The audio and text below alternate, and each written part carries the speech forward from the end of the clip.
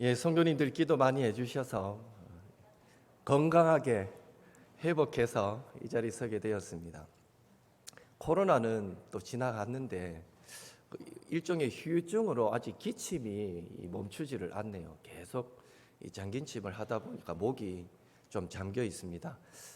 혹 오늘 설교 들을 때 평소 같은 목소리는 아니더라도 조금 듣기 불편하실 수도 있지만 말씀에 함께 또 은혜 받는 시간이 되었으면 좋겠습니다. 더불어 기도해 주실 때 빨리 이거 장기침 사라지도록 생각나시면 기도 꼭 해주시면 고맙겠습니다.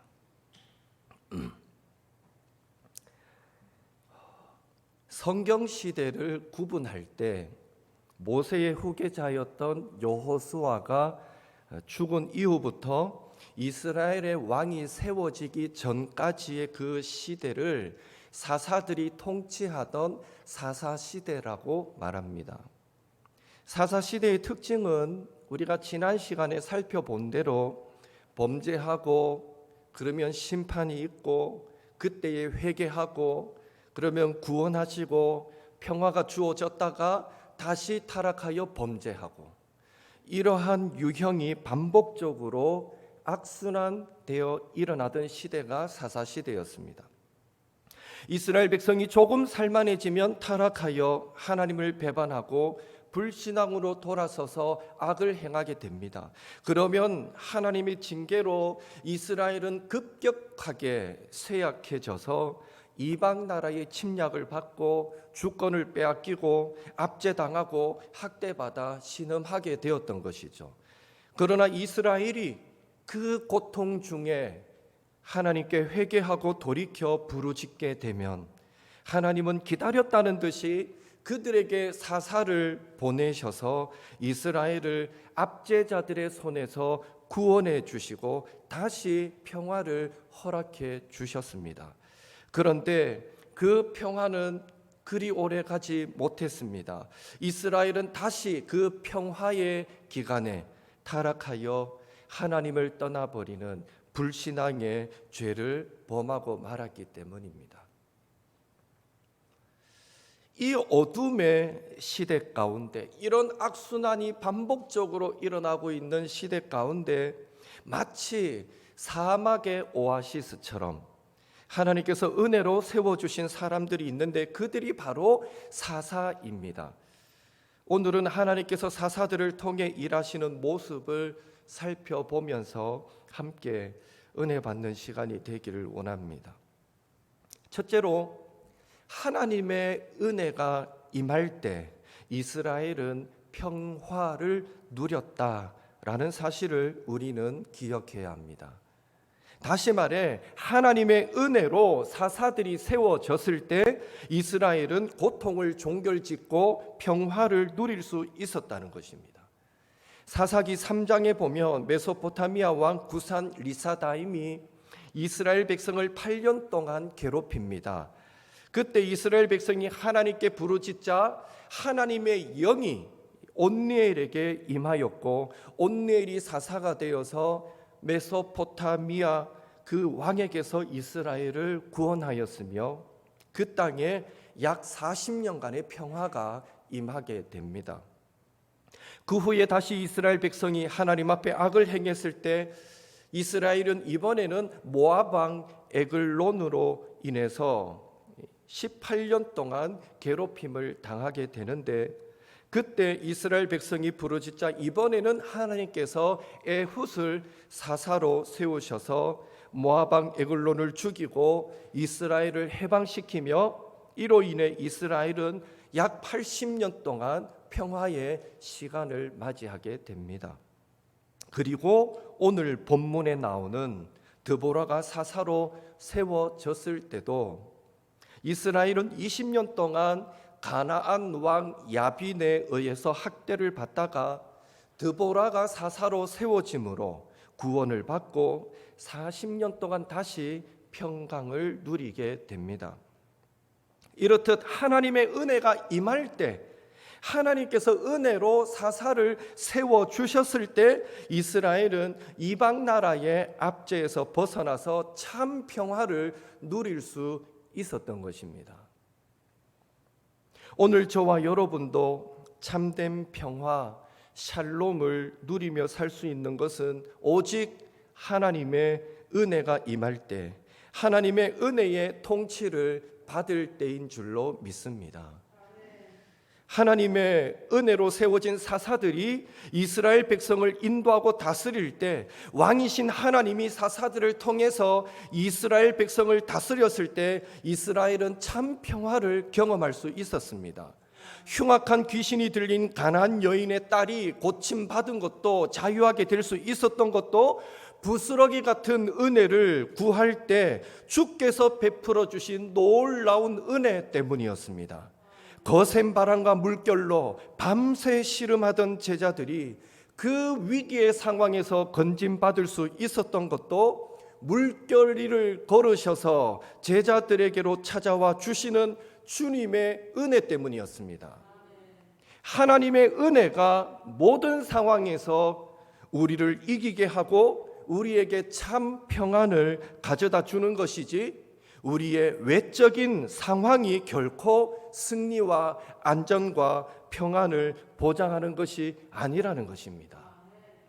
그런 의미에서 인생의 참된 평안과 승리는 오직 주의 은혜로만 주어진다라는 사실 기억하시고, 이번 한 주간도 주님이 동행하여 주시는 은혜, 친히 주님이 우리의 왕이 되셔서 우리 개인과 가정과 일터를 다스려 주시는 은혜를 소망하며 날마다 기도하시는 우리 옥토의 모든 성도님들 되시기를 예수님의 이름으로 축원합니다. 둘째로, 하나님의 은혜는 어떤 절망의 상황 가운데서도 임할 수 있다라는 사실을 우리는 기억해야 합니다. 다시 말해, 하나님의 은혜가 주어질 수 없는 상황은 없다는 것입니다. 우리가 어떤 절망 가운데 있든지, 어떤 힘들고 어떤 공고한 상황에 처하였든지 간에 하나님의 은혜가 우리에게 임하지 못할 때는 없다는 것입니다. 우리는 이런 사실을 사사 드보라를 포함하여 많은 사사들이 이스라엘의 지도자가 될 만한 자격을 갖추지 못했었다라는 사실을 통해서 알 수 있습니다. 당장의 사사 드보라를 한번 생각해 보십시오. 그는 여자였습니다. 여성이었습니다. 4절에 보면 성경은 드보라를 랍비돗의 아내라고 가장 먼저 소개하고 있습니다. 이것이 강조하는 바는 당시 드보라는 한 남자에게 종속되어졌던 여자였다라는 것입니다. 지금으로부터 약 3,000년 전인 사사시대에 여자들은 한 나라의 지도자가 되기는커녕 집안에서조차 그 권리를 인정받기 어려웠습니다. 여성 참정권의 역사만 생각해봐도 처음으로 여성에게 투표권이 보장된 것은 1893년 뉴질랜드에서였습니다. 미국도 흑인 남성 노예보다도 더 늦게 1920년에 여성에게 투표권이 주어졌습니다. 그리고 프랑스는 1944년에, 사우디아라비아는 2015년에 여성에게 투표권이 주어졌습니다. 이렇듯 여성에게 정치에 참여할 수 있는 권리가 주어진 기간은 인류 역사를 돌아보면 100년 남짓밖에 되지 않습니다. 그런 의미에서 약 3,000년 전에 드보라라는 한 여인이 한 민족을 이끄는 지도자, 사사가 되었다라는 것은 기적 같은 일이었다라고 말할 수 있는 것입니다. 중요한 사실은 그 불가능한 일이, 그 기적 같은 일이 하나님의 은혜가 드보라에게 임하니까 가능했다는 것입니다. 사사기 3장에 등장하는 에훗도 마찬가지입니다. 에훗은 모압 왕 에글론으로부터 이스라엘을 구원한 사사인데요, 이 사사기 3장 15절은 그를 왼손잡이라고 소개합니다. 여기에 왼손잡이라는 말은 원문을 직역하면 그 의미가 더 명확해집니다. 원문을 직역하면 오른손을 사용할 수 없는 사람이 됩니다. 원문에는 그렇게 되어 있습니다. 오른손을 사용할 수 없는 사람, 이거를 한글 성경으로 번역할 때 왼손잡이 이렇게 번역했던 것이죠. 그러니 여기에 왼손잡이라는 말은 오른손에 장애가 있다라는 것을 강조하는 표현이지 그 사람이 특별히 왼손을 잘 썼다 이런 의미가 아닌 것입니다. 성경에서 오른손은 능력과 축복을 상징하는데 에훗을 왼손잡이로 이 오른손을 사용할 수 없는 오른손에 장애가 있는 사람으로 소개하고 있다라는 것은 결국 한마디로 누가 보더라도 에훗은 혼자서는 아무것도 할 수 없을 것 같은 사람으로 비춰졌다라는 의미가 되는 것입니다. 그래서 에훗이 이스라엘 백성의 사절단으로 곡물을 모압 왕 에글론에게 바친 후에 따로 독대를 청하였을 때 이 모압 왕이 봐도 이 에훗은 자신에게 큰 위협이 되지 않을 것 같거든요. 그러니까 자신의 모든 군사들을 물리고 독대했던 것입니다. 중요한 사실은 아무것도 할 수 없을 것 같은 오른손에 장애를 가진 에훗에게 그에게도 하나님의 은혜가 임하니까 그가 이스라엘을 구원하는 사사가 되었다는 것입니다. 그 외에도 이 사사 입다는 기생의 아들이었지만 하나님의 은혜가 그에게 임하는 이스라엘의 지도자가 될 수 있었습니다. 이렇듯 하나님의 은혜에는 제한이 없습니다. 하나님의 은혜는 사람들이 그럴만하다라고 생각하는 그 자리에만 임하는 것이 아닙니다. 사람들이 생각할 때 저 사람에게는 하나님께서 은혜 베푸시지 않으실 거야, 저 자리에는 하나님의 은혜가 임하지 않을 거야 라고 생각하는 그 사람, 그 자리에도 하나님의 은혜는 임할 수 있다는 것입니다. 따라서 사사들이 저마다 가지고 있는 핸디캡에도 불구하고 하나님의 은혜를 받아서 하나님의 영광을 나타냈듯이 오늘 우리도 우리에게 주어진 상황이 어떠하든지 간에 하나님의 은혜가 임하면 얼마든지 하나님의 영광을 보는 기쁨을 누릴 수 있다는 것을 우리는 믿어야만 합니다. 우리가 연약하다고, 비천하다고, 미약하다고, 우리의 상황이 가망 없어 보인다고 하나님의 은혜가 임할 수 없는 것이 아니라는 것을 믿어야만 합니다. 하나님의 은혜는 우리 인간의 계산을 넘어서는 것이기 때문입니다. 그런 의미에서 저와 여러분은 매사에 한 달란트 받았던 종이 이것으로 무엇을 할 수 있는가 하여 그 받은 돈을 땅에다 묻어버리는 것과 같은 이런 어리석은 행동을 하지 말아야 합니다. 무슨 일을 하든지 미리 포기하지 말아야 합니다.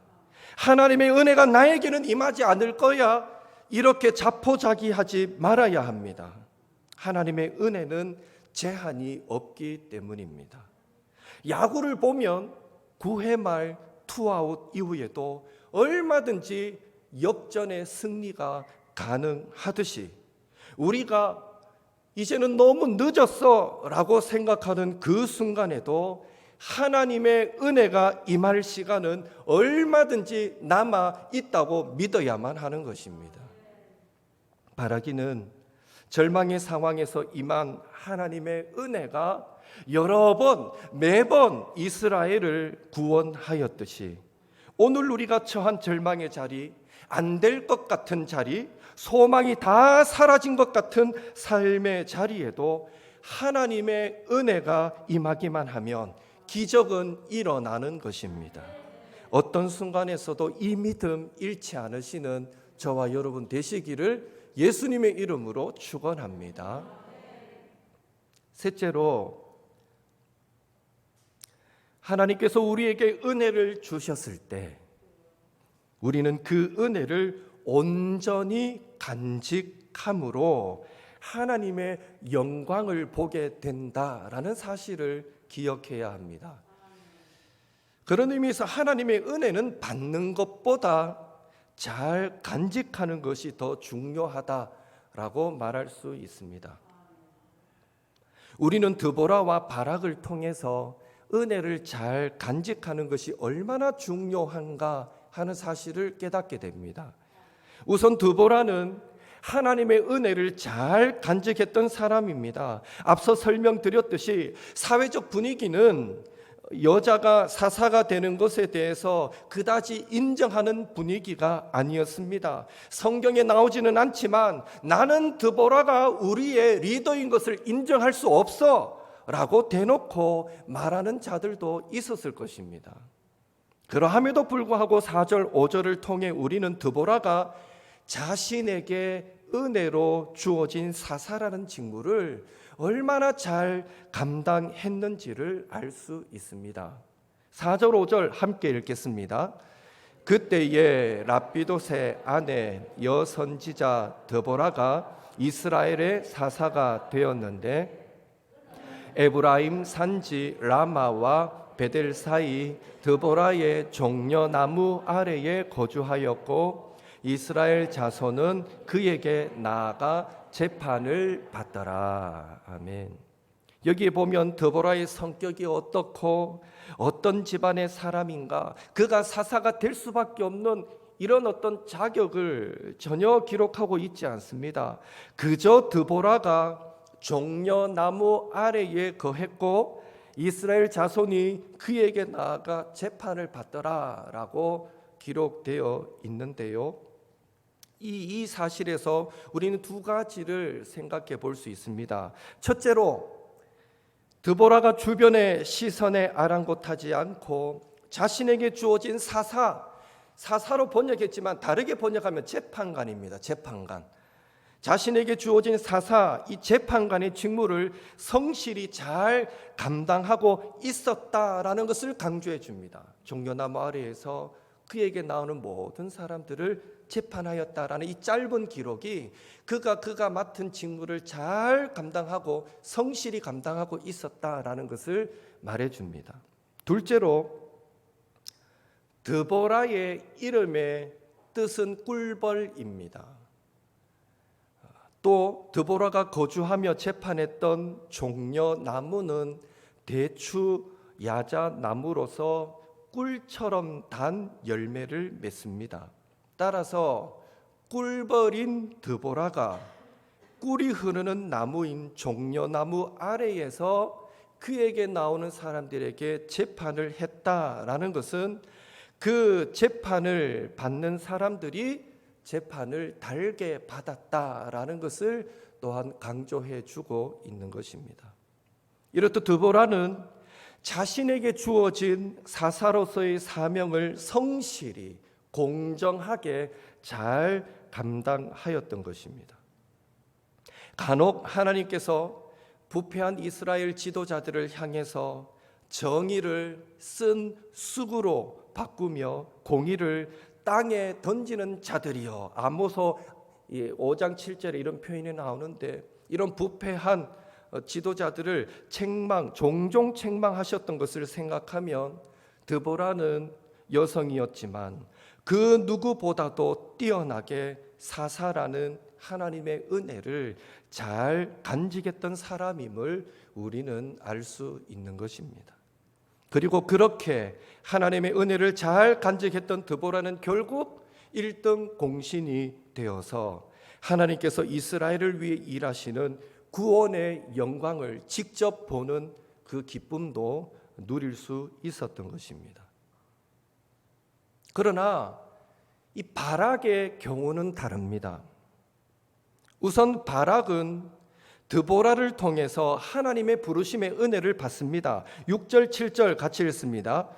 드보라가 사람을 보내어 아비노암의 아들 바락을 납달리 게데스에서 불러다가 그에게 이르되 이스라엘의 하나님 여호와께서 이같이 명령하지 아니하셨느냐? 너는 납달리 자손과 스불론 자손 10,000명을 거느리고 다볼산으로 가라. 내가 야빈의 군대 장관 시스라와 그의 병거들과 그의 무리를 기송강으로 이끌어 내게 이르게 하고 그를 내 손에 넘겨주리라 하셨느니라. 드보라가 전했던 하나님의 명령은 4가지였습니다. 첫째, 하나님께서 바락 너를 이스라엘 군대의 대장으로 부르셨다. 둘째, 납달리와 스불론 자손 10,000명을 소집해서 다볼산으로 가라. 셋째, 하나님이 가나안 왕 야빈과 군대 장관 시스라의 군대를 기손 강가로 인도하실 것이다. 넷째, 거기서 하나님께서 가나안 군대를, 그 군대 장관 시스라를 내 손에 넘겨주실 것이다. 놀랍게도 이 하나님의 명령은 마지막 한계, 가나안 군대 장관 시스라를 바락의 손에 넘겨주겠다라는 것만 제외하고는 다 그대로 응답되었습니다. 실제로 바락은 10,000명을 소집하여 다볼산으로 갔습니다. 그리고 다볼산에 이스라엘 군대 10,000명이 모였다라는 소식을 들은 가나안 군대는 하로셋 학고임이라는 곳에서 기송강으로 모여오게 됩니다. 하나님 말씀 그대로 됩니다. 이스라엘은 다볼산 정상 평평한 곳에 위치하고 가나안 군대는 산 아래 기손 강가 평지에 주둔하고 있습니다. 여러분, 어디서 전투를 해야 이스라엘 백성에게 유리할까요? 당연히 현재 서 있는 다볼산지일 것입니다. 고지가 높아야 전쟁에 유리할 뿐 아니라 가나안 군대가 가진 철병거 900대가 무용지물이 될 것이기 때문입니다. 철병거 이끌고 산을 오를 수는 없잖아요. 반대로 기손 강가 평지에서 전투를 하게 된다면 당연히 철병거 900대를 가진 가나안 군대가 유리하게 될 것입니다. 그런데 14절을 보면 하나님은 드보라를 통해서 바락의 그 이스라엘 군대에게 산에서 내려가서 가나안 군대를 치라고 명령하십니다. 무슨 자살 특공대도 아니고 이대로 내려갔다가는 철병거 900대에 의해서 처참하게 패배하고 말 것이 분명한데도 하나님은 산에서 내려가서 그들을 치라고 명령하셨던 것입니다. 여기서 주목해야 될 사실은 바락의 군대가 순종하여 산에서 내려갈 때 놀라운 일이 발생하게 된다는 것입니다. 15절 같이 읽겠습니다. 여호와께서 바락 앞에서 시스라와 그의 모든 병거와 그의 온 군대를 칼날로 혼란에 빠지게 하심에 시스라가 병거에서 내려 걸어서 도망한지라. 5장 21절도 같이 읽습니다. 기손강은 그 무리를 표류시켰으니 이 기손강은 옛강이라. 내 영혼아 내가 힘있는 자를 밟았도다. 이스라엘은 건기와 우기가 분명합니다. 건기에는 많은 강들이 바닥이 바짝 말라있는 건천의 형태를 띱니다. 요단강도 그렇습니다.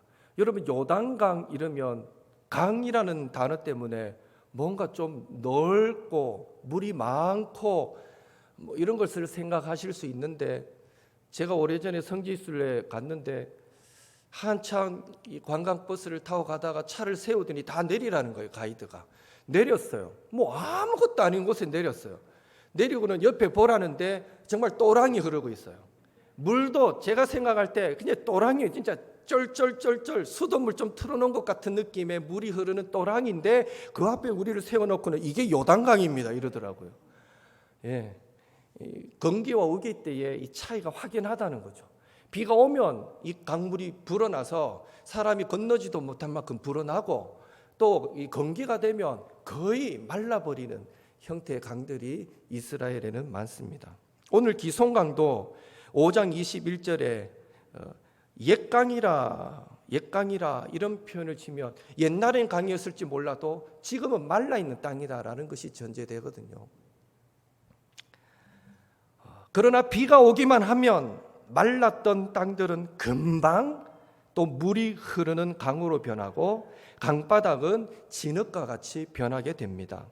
성경의 정황상 바락의 군대가 하나님의 명령에 순종하여 산 아래로 내려가기 시작할 때 갑자기 폭우가 내렸던 것 같습니다. 그래서 기송강 평지에 있던 그 강가 평지에 있던 900대의 철병거는 폭우로 인해서 금방 불어난 그 기송 강물에 잠기게 되고 그 전차의 바퀴도 강바닥 진흙에 묻혀서 잘 움직이지 못하는 고철 덩어리가 되고 말았던 것입니다. 그러자 가나안 군대 장관인 시스라도 그 병거에서 내려서 도망칠 수밖에 없었습니다. 이를 사사기 5장 21절은 기손강이 그 무리를 가나안 군대의 무리를 표류시켰다라고 묘사하고 있는 것입니다.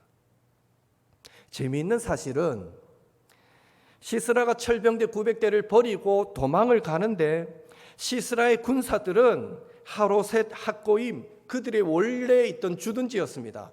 그들의 군사들은 하로셋 학고임으로 도망을 가고 있고 이스라엘 군대가 그들을 추격하고 있는 모습을 보았습니다. 시스라가 그 모습을 본 시스라는 자신의 주둔지 쪽으로 도망하지 않고 방향을 다른 곳으로 틀어서 겐 사람 헤벨의 아내 야엘의 장막으로 도망했던 것입니다. 자기 혼자 살겠다고. 이전부터 있었던 가나안 왕과 겐 사람 사이의 친분을 이용하여 거기에 숨으려고 했던 것입니다. 그렇게 도망쳐온 시스라를 겐 사람 헤벨의 아내 야엘은 장막으로 지극정성으로 맞아들였고 긴장을 풀게 만들고 우유도 마시게 한 후에 곤히 잠들게 만듭니다. 그리고는 장막 치던 이 말뚝을 가지고 와서 그 잠자고 있는 시스라의 관자놀이에 대고 그대로 말뚝을 박아서 죽임으로 전쟁은 최종적으로 이스라엘의 승리로 끝나게 만들었던 것입니다. 결국 하나님은 가나안 군대의 수장인 시스라를 이스라엘의 군대 대장인 바락의 손이 아니라 야엘이라는 한 여인의 손에 넘겨주심으로 전쟁의 승리의 영광도 바락이 아닌 야엘에게 돌아가게 하셨던 것입니다. 대장을 죽이면 장땡이 아닙니까? 옛날 전쟁에 대장의 목을 치는 그 사람이 영광을 차지하는 거죠. 왜 결과가 이렇게밖에 될 수 없었을까요? 너무 안타깝습니다. 사실 이 전쟁 자체가 불가능한 전쟁이었는데 바락의 그 순종도 참 무시 못할 순종이었는데 왜 이 영광을 빼앗기고 말았냐는 거예요. 이유는 하나입니다. 하나님의 은혜가 바락에게 임했을 때 바락이 그 은혜를 은혜로 받지 않고 주저했기 때문입니다. 8절 함께 읽겠습니다. 바락이 그에게 이르되 만일 당신이 나와 함께 가면 내가 가려니와 만일 당신이 나와 함께 가지 아니하면 나도 가지 아니하겠노라 하니. 바락은 하나님의 말씀을 100% 이루어질 말씀으로 받지 못했습니다. 하나님께서 바락의 손으로 승리하게 하실 것이라고 하나님께서 함께 하실 것이라고 말씀하셨지만 그것을 의심하여서 드보라도 함께 하는 증거를 더 원했던 것입니다. 이렇듯 바락이 하나님의 말씀을 온전히 믿고 신뢰하지 못했기에 9절에 보면 드보라는 바락이 이번 전쟁을 통해서는 영광을 얻지 못하고 시스라를 그 적국의 그 군대 장관인 시스라를 여인의 손에 팔게 되리라라고 드보라가 예언을 했었는데 그 예언 그대로 성취되고 말았던 것입니다. 여러분, 히브리서 11장 32절에 보면 이 바락을 믿음의 사람의 대열에 놓고 있습니다. 인간적인 계산으로 볼 때 도무지 싸워서 이기기 힘든 전쟁을 해보겠다고 그래도 1만 명의 군사를 모집해서 드보라와 함께 전쟁터로 나갔던 것을 보면 분명 바락도 믿음의 사람이었던 것에는 이견이 있을 수 없습니다. 그러나 아쉽게도 바락은 하나님의 은혜로 자신에게 주어진 사명을 아멘 믿습니다. 은혜로 잘 간직하지 못하고 의심하였기에 최종적으로 자신에게 주어질 영광도 다른 사람에게 빼앗기고 말았던 것입니다. 죽 써서 개 주고 말았다는 것입니다. 여러분, 하나님의 역사는 사람이 순종한다고 계속 이어지고 순종하지 않는다고 중단되는 것이 아닙니다. 바락이 순종했다고 하나님의 역사가 일어났고 의심했다고 안 일어났던 것도 아닙니다. 하나님은 이스라엘 백성들이 하나님을 찬양하지 않으면 돌들로도 하나님을 찬양하도록 만드실 수 있는 전능하신 분이십니다. 그러므로 우리에게 하나님께서 주시는 은혜가 임하고 하나님께서 우리의 마음을 감동시켜 사명을 맡기실 때 우리는 반드시 그 말씀의 믿음으로 아멘 그렇게 될 줄로 믿습니다 하고 순종하며 나아가야 하는 것입니다. 왜냐하면 그 믿음의 순종이 우리로 하나님의 영광을 보는 기쁨도 누리게 만들 것이기 때문입니다. 하나님께서 은혜로 사명을 주셨을 때 성령의 감동을 주셨을 때 순종하면 하나님의 영광을 보게 되는 것입니다. 그런 의미에서 하나님께서 저와 여러분에게 은혜로 사명을 맡겨주실 때 사명이 은혜라고 믿으시기 바랍니다. 은혜로 사명을 맡겨주실 때 바락처럼 그 십자가가 무겁다고 불평하거나 또 어렵다고 의심하거나 꼭 저여야 합니까 하면서 흔들리지 마시고 드보라처럼 은혜로 사명을 맡기실 때 감당할 만한 힘도 능력도 주신다라는 믿음으로 하나님께서 주신 은혜를 온전하게 붙잡아서 날마다 우리의 가정과 교회와 일터에서 하나님의 구원의 영광도 보게 되시는 그 기쁨을 누리시는 옥토의 모든 성도님들 되시기를 예수님의 이름으로 축원합니다.